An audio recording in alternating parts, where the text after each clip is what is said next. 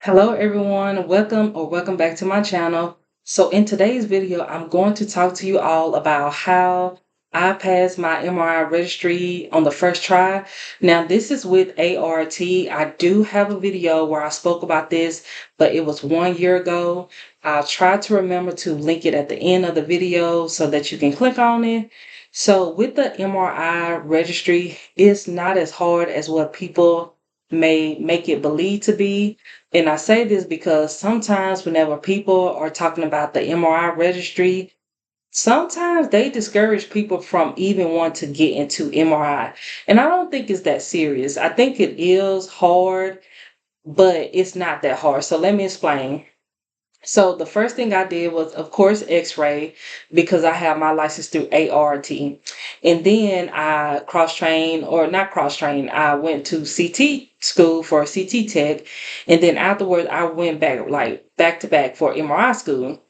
So I will say the physics for X-ray and CT is very similar, but the physics for MRI is like night and day. So if you think that you are going to just go in there and ace your test because you know X-ray and CT physics, you are wrong. So you have to study for your MRI registry. You can't go in there and you can't go in there winging it, or you are going to fail. So some things that I did, and I can also share it, like I was telling you in the video that I did. What I did before I even, because I went through a program, I did it online. So before I even like started my program online, I read the book that I knew we was going to use about 10 times front to back because I still had about 4 or 5, maybe even 6 months before I was starting school. So I took that time and I read that book back, like front to back, 10 times.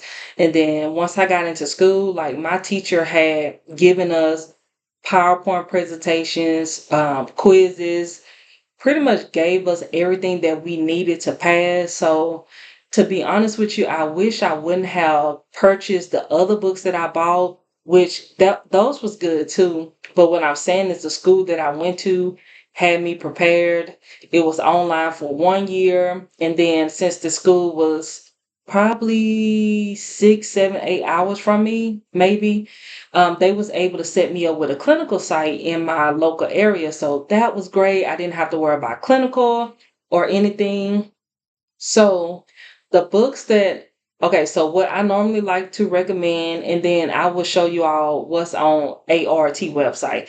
Also, I forgot to mention, I do have a playlist on my channel. I try to remember to link it at the end of the video. I have a playlist on my channel where I have practice test questions and answers for you all as well that you can use to help you prepare. I have like a few review lessons.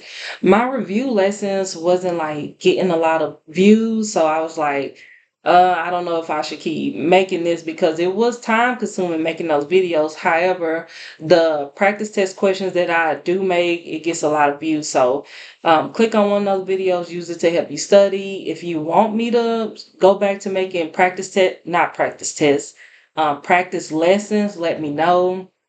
But anyway, what was I saying? Sometimes I have notes on my phone because I ramble and I forget things. So what I was saying, oh, I was saying this. So what I like to have is I like to have at least two two extra review books. And then with those review books come practice test questions and answers. But because a lot of people like, bless you, sorry, because a lot of people psyched me out about the MRI exam, I bought like 5 books because I was so nervous. I said, I'm not going to fail this test on the first try. Like I have several people saying they failed on the first try. I'm not going to be the one. So I had several books that I had, about 5. All of them had practice test questions and answers except one. And then I studied those books. So I studied, like I put in the PowerPoint presentation you may watch if you click on the video.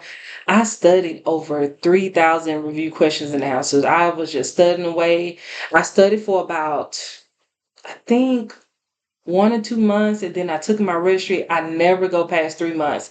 on any registry that I've taken 5 because I have 5 different modalities that I do. I have X-ray, CT, MRI, mammography, and breast ultrasound. And I passed all of them on the first try. That's why I make these videos so that you all can know how to do it, how to pass on the first try. And then I also make practice test questions and answers that's doing well as well for CT and mammography. So anyway, so I had a lot of review books, studied thousands of questions, and then I also read the test questions, the answer, and then the explanation, because the explanation is going to give you more information than the actual answer will. So the explanation give you like more information on why the answer was incorrect, why it was correct. So, and another thing I didn't do any seminars, any webinars. I didn't waste money on that. I don't know. I just think that my college had me better prepared to where I didn't have to spend extra money. And so it is a lot of physics on the test. If you are not good in physics, you need to study physics first. Study physics first and then what you aren't um focus on what you are strong in. So if physics is your weakest area, study physics first, move down to anatomy, and then patient care. But don't forget about patient care. I always tell people patient care is easy, but it can be the hardest as well. So with my registry, I did well on it, and I don't know, like, I don't know if it's because I studied a lot. I'm sure people who aren't studying, maybe they I don't know. I don't know why they're not passing their test on the first try. And really, passing on the first try doesn't mean anything as long as you pass it before your third attempt is up, is how I look at it. But the videos that I make, I try to get everyone to pass it on the first try, if that makes sense. So I'm going to take you over to the ARRT website. We'll go through their outline because that's what I did. I looked on there. I looked at their outline, and that's how I knew what to study, so that you're not wasting your time just studying something that's not going to be on the test. You can follow their outline to study what you know will be on the test. Another thing before I go over there to that side, the night before the test, I didn't study at all. The only thing I did was probably review over 1 or 2 notes, like if there was a vocabulary term that I knew that I didn't know well, I just made sure that I knew it, but I wasn't studying like doing a full study. And then the day of the test, like I always say, make sure that you drink something high in caffeine. I always just drink a Coke. Maybe you can drink a Sprite. It doesn't matter. So you can do that. I don't know about coffee. I wouldn't try tea because tea, it just makes me go to the restroom a lot, like, like urinate a lot. So I don't know about trying tea. Coffee, I think a lot of people have to urinate a lot too when they drink coffee. So I don't know about drinking those. I would say, like, for me, a soda does the trick. I don't have to go to the restroom a lot after I have, had it or whatever. So you can try that. Of course, eat a good breakfast. I don't know if I eat before my test. I don't know. I think one time I was super nervous about my x-ray I did, but I don't think I did for like CT or whatever. But I always get super nervous before any test I take. So that's why I just drink like a soda, and then make sure that you arrive at your appointment time. I always arrive like 30 minutes early because I want to get checked in. You have to bring your ID. I always bring social security card as well. And I even bring a debit card, even though I'm not paying for anything. It shows like my signature on there if they need that. Your social security number has your signature on there too.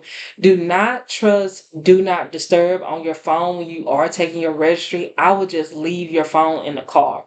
Because what if you forget to put it on silent and you have it in the lockers in the testing site and your alarm is ringing and it won't go off? Now they're grabbing you from the testing center, and then that may forfeit you from finishing. So I don't know. If it was me, I would just leave my phone in the car. I think for my X-ray registry, because I was in a city that I had never been in, or I've been there, but like I'm not from that city, I put my phone in the testing center locker or whatever. And then you have all of these alerts that go off on our phone. You have your public service announcements or whatever. It's a lot of alerts we get on our phone. Sometimes bad weather, tornado, silver alert, different things like that. So if that goes off, even if your phone is on silent, then they may say your test is like done. So I don't know. I wouldn't chance it. So I think that's about it. I can't think of nothing else, but just make sure that you know your physics. I can't stress it enough. Physics and anatomy. I will make sure I know that. If somebody asks me, I'm sorry, I cannot tell you any good review books to use. I would say just do your own research. ARRT has what they recommend you to use on their website if you're going by books. I have a lot of videos you can use to study from. I will say this though. Um, the questions and answers that's in the practice test books, they're written by like regular people like us in the medical field. So I wouldn't say go out and spend $200-300 getting practice test questions when you can possibly get them for free on YouTube. That's all I'm going to say. Not saying that you should trust every question and answer or video someone is making, but I will say, I would say that people like regular people is writing these questions. So anyway, um, yes, I can't recommend a book or anything because someone recommended a studying program to me, and I kid you not, I could have failed the test if I would have only used that information. Thankfully, that I stick to my thing where I'm getting 2 or 3 review books because this person told me to use this website or this studying material, and none of it helped me. I didn't see anything any like similar to that area. But other than that, I'll take you over to the website and then I'll let you see the outline that I use. Give me 1 second. Okay, this is the ARRT website that I was telling you about. All you have to do is just type in this, and then I'm going to scroll down until where I can find like continuing education. I normally like just Google it. That's probably what I'm going to do. Let's see if I can type it in here. MRI exam content.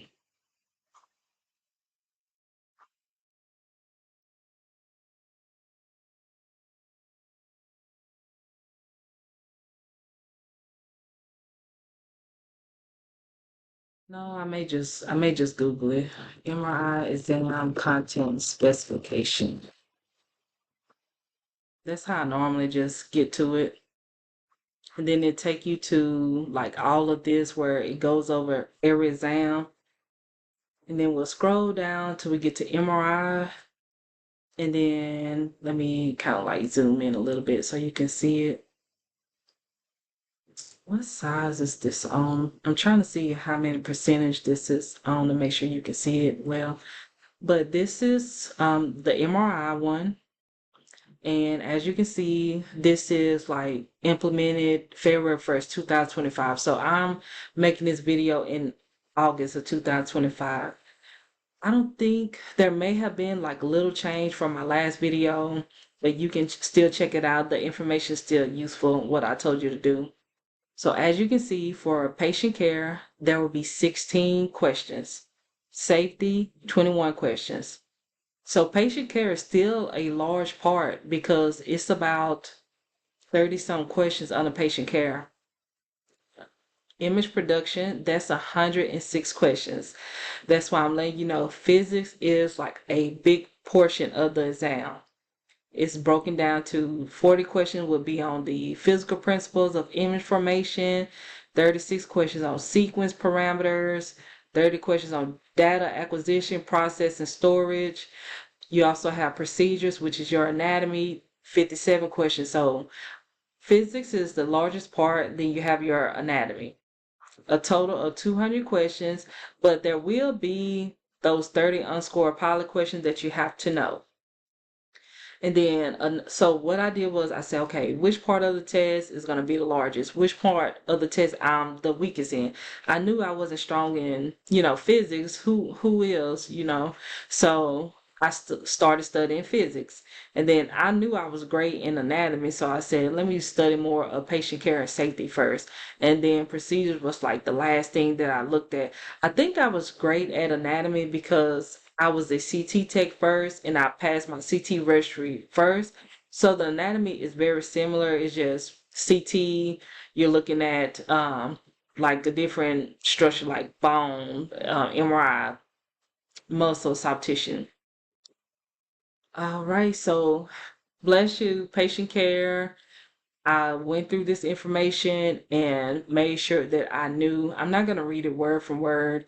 You can pause it or go to ARRT website to look at this. I don't want to bore you all by just reading it exactly how it is, but I went through patient care. I looked at the information. I started taking notes, or I found it in the book and I highlighted it. Went down again, patient care. What is something that I don't know? What is something that I do know? If I don't know it, I'm writing it down or I'm highlighting it. If I do know it, I'm making sure that I don't forget it. Um, a lot of this stuff with patient care, you probably will remember it from X-ray. If you were a CT tech before this, before going to MRI school, can you put it down in the comment box for me? Also, do you have any other modalities that you work in? Under you can use this if you are ARMRIT or AMRIT. You can use this information as well. I'm pretty sure this is the same information or similar that they're going to ask you on your test. And then I went down image production, which is your physics. Find it in the book that you're using. Make sure you know the terms. Make sure you know this information. Take notes if you have to. Whatever is easier for you, write it down. If you like to write out, type it out. If you are typing it out versus writing it out, I heard writing it make it stick longer in your brain. Then I scroll down, some more image production. And then you have your procedures where you pretty much have to know your imaging planes, sagittal, axial, coronal, how you are setting up the table for the patient, which core you're using, contrast, labeling, knowing your anatomy. That's pretty much what it's going to be for your procedures. So that's about it. If you want me to show you about the pay with give me 1 second. If you want me to show you, I'm trying to, it won't let me click on it. I have to, but I was going to show you like where to go to see how much it costs to take your exam, which is going to be $225. I think my computer is stuck now. Give me 1 second. Okay, so the exam will be about I can find it for y'all. Give me 1 second. Okay, so now I'm going to type in MRI. Let's see, ARRT MRI exam price and see if it'll take me to the website.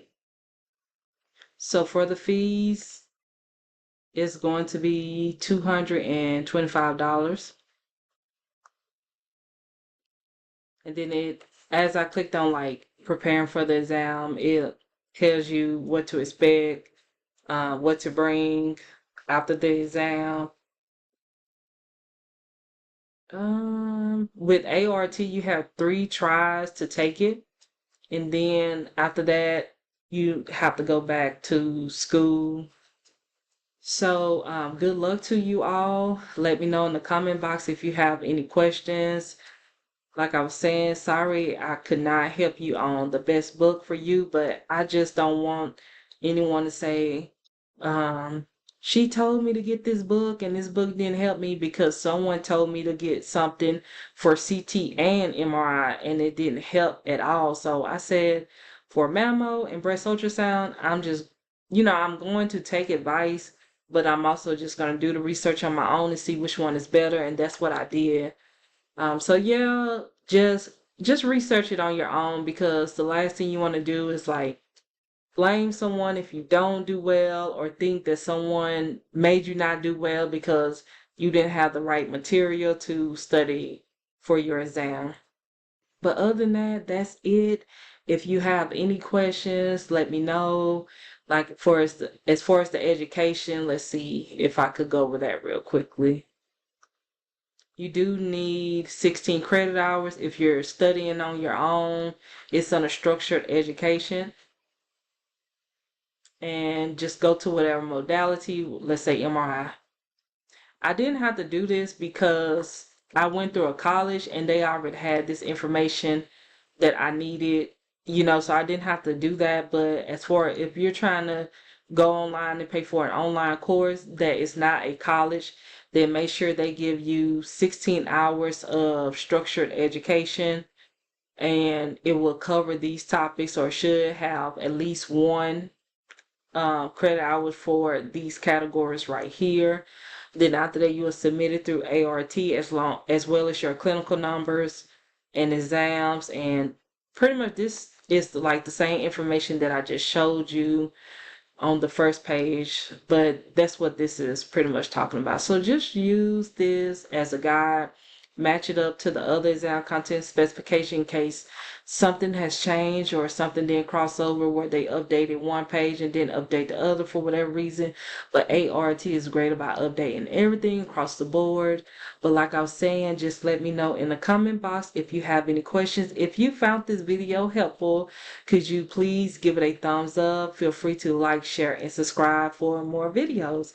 Thank you all for watching, and bye.